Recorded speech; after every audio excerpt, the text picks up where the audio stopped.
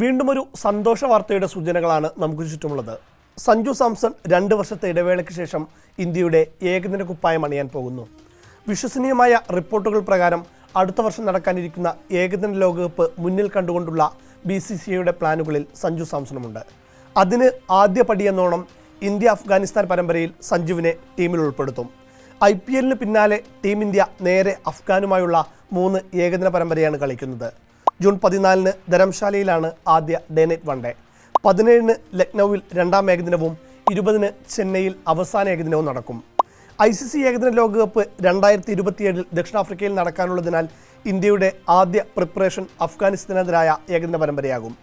കൃത്യമായ കോമ്പിനേഷൻ ഈ പരമ്പരയിലൂടെ കണ്ടെത്താനാകും BCCIയുടെ ശ്രമം. അങ്ങനെയാണ് 2 വർഷത്തോളമായി ഏകദിന ടീമിൻ്റെ റഡാറിലേ ഇല്ലാത്ത സഞ്ജു സാംസണെ ഇന്ത്യ തിരിച്ചു വിളിക്കാനൊരുങ്ങുന്നത്.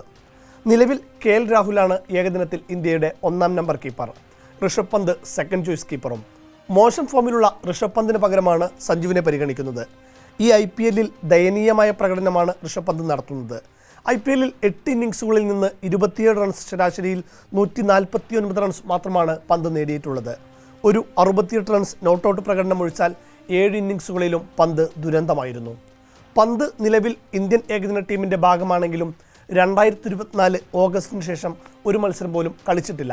അതേസമയം നിലവിലെ സാഹചര്യത്തിൽ വെറുമൊരു ബാക്കപ്പ് കീപ്പറായി മാത്രം കളിപ്പിക്കേണ്ട താരമല്ല സഞ്ജു സാംസൺ എന്ന് സെലക്ടർമാർക്ക് മനസ്സിലായിട്ടുമുണ്ട്.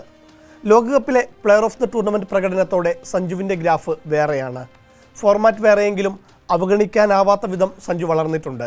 ബാക്കപ്പ് ഓപ്ഷനാണെങ്കിലും ലോകകപ്പിന് മുൻപായി ചില മത്സരങ്ങളിൽ സഞ്ജുവിനും അവസരം ലഭിക്കും. 2027 ഏകദിന ലോകകപ്പിന് വേദിയാകുന്ന ദക്ഷിണാഫ്രിക്കയിൽ ഏകദിന സെഞ്ചുറിയും T20 സെഞ്ചുറിയും ഉണ്ട് എന്ന റെക്കോർഡും സഞ്ജുവിന് അനുകൂല ഘടകമാണ്. ഏകദിനത്തിൽ 16 മത്സരങ്ങളിൽ നിന്ന് 56.66 റൺസ് ശരാശരിയിൽ ഒരു സെഞ്ചുറി അടക്കം 510 റൺസാണ് സഞ്ജുവിൻ്റെ പേരിലുള്ളത്. 2023 ഡിസംബറിൽ ദക്ഷിണാഫ്രിക്കയ്ക്കെതിരെ തന്നെയായിരുന്നു സഞ്ജു അവസാനമായി ഇന്ത്യയ്ക്കായി ഏകദിന മത്സരം കളിച്ചതും. സഞ്ജു മാത്രമല്ല, പല മാറ്റങ്ങളും ഈ പരമ്പരയിലുണ്ടാകും. അതിൽ പലർക്കും IPLനെ തുടർന്നുള്ള വിശ്രമമാകും. എന്നാൽ പോലും ലോകകപ്പിലേക്കുള്ള കൗണ്ട് ഡൗൺ പരമ്പര എന്നതിനാൽ ഗംഭീറും അഗാർക്കറും അങ്ങനെയങ്ങ് അയഞ്ഞു കൊടുക്കില്ലെന്ന് സാരം. മുൻ ക്യാപ്റ്റനും സീനിയർ താരവുമായ രോഹിത് ശർമ്മ അഫ്ഗാനിസ്ഥാനെതിരെ കളിച്ചേക്കില്ല.